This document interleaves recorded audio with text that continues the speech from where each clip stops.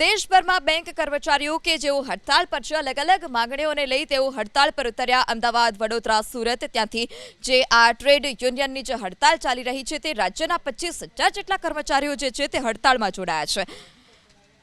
હડતાળને કારણે રાજ્યની રાષ્ટ્રીયકૃત બેંકોના 3,678 શાખાની કામગીરી પર તેની અસર પહોંચી છે। બેંક કર્મચારીઓની હડતાળને પગલે રાજ્યમાં અંદાજિત 15,000 કરોડના નાણાકીય વેપારો પણ અટકી પડ્યા। હડતાળનો મુખ્ય હેતુ કેન્દ્ર સરકારે લાવેલા 4 લેબર કોડ્સનો વિરોધ કરવાનો છે।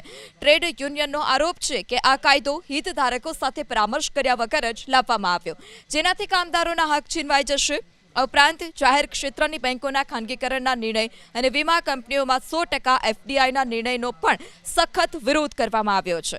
કર્મચારી સંગઠનોએ 4 શ્રમ સંહિતા અને તેના નિયમો રદ કરવા, રાષ્ટ્રીયકૃત બેંકોને વધુ મજબૂત બનાવવી, પૂરતી ભરવાની છે, નવી